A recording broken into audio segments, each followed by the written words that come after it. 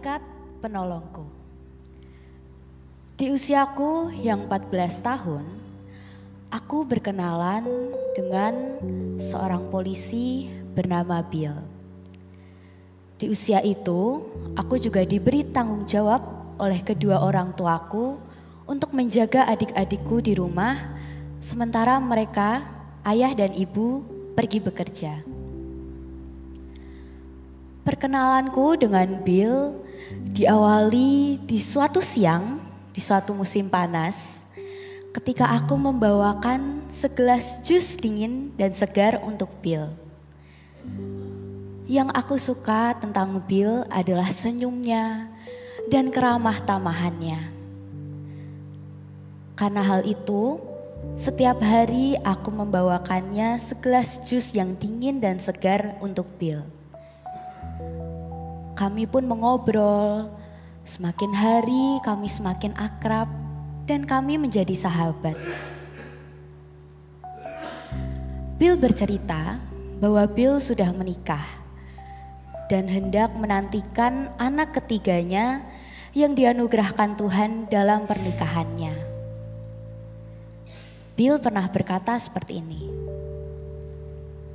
"Karen, kamu tahu tidak? Di kantor, banyak sekali polisi yang ingin ditempatkan di sudut jalan ini. Kamu tahu gak kenapa?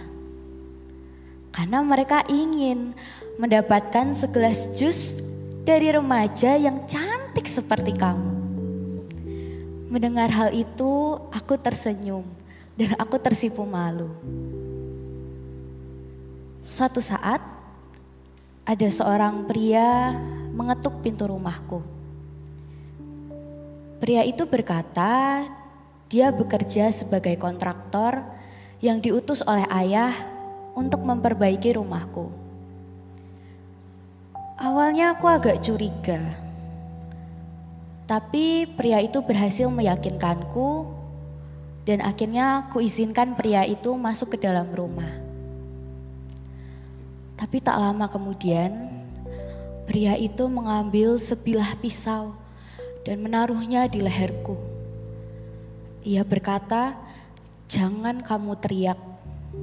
Kalau kamu teriak, aku akan membunuhmu dan aku juga akan membunuh adik-adikmu." Singkat cerita, pria itu melecehkanku dan pergi dari rumah. Lalu aku pun membawa kedua adik-adikku ke rumah tetangga. Aku menceritakan semua yang terjadi kepada tetanggaku. Tetanggaku pun segera menelpon ayah, ibu dan juga polisi. Ketika ayah dan ibuku datang, aku berharap dan aku berpikir aku akan disambut oleh pelukan yang hangat oleh ayahku dan ibuku. Aku berpikir mereka akan memelukku dan berkata semua akan baik-baik saja. Tapi ternyata tidak. Justru ketika aku menceritakan hal yang terjadi, ayahku memalingkan wajahnya dariku. Ia membalikan badannya dariku dan pergi menjauh. Bahkan ayahku tidak menemaniku ketika aku ditanyai oleh polisi. Berhari-hari aku hidup dalam kesedihan. Berhari-hari aku diselimuti dengan rasa takut, rasa khawatir, dan rasa cemas. Aku tahu ayah dan ibuku sedang mengalami kepedihan atas apa yang terjadi padaku. Namun tetap saja, kesedihan itu menyelimuti hatiku, bahkan isi pikiranku. Hingga aku sempat berpikir untuk mengakhiri hidupku. Segala kengerian, semua luka yang ditinggalkan oleh pria itu masih membekas di dalam hati. Luka itu masih segar.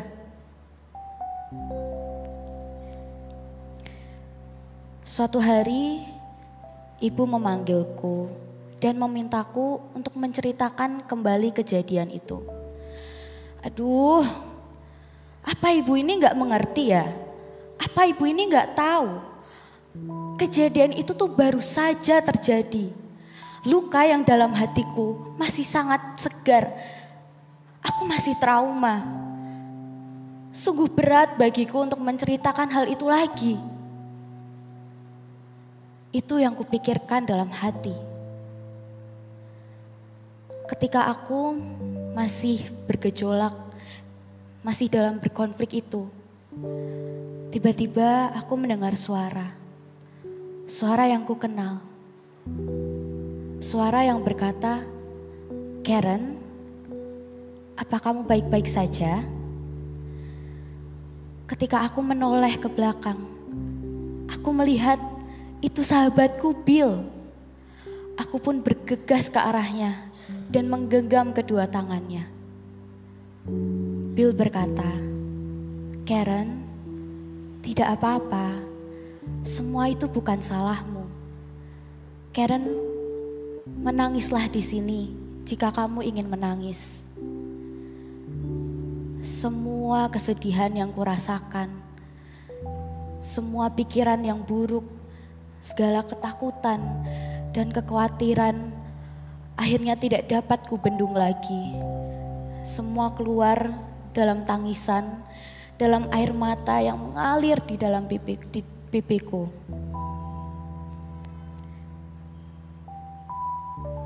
Bill adalah malaikat penolong yang Tuhan utus untuk mengembalikan kepercayaan diriku, untuk mengembalikan semangat hidupku lagi.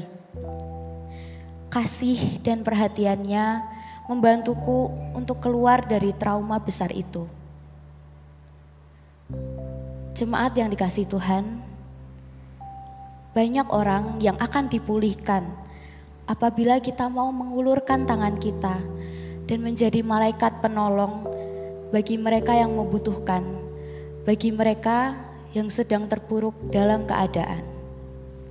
Lentera Natal untuk Advent kedua.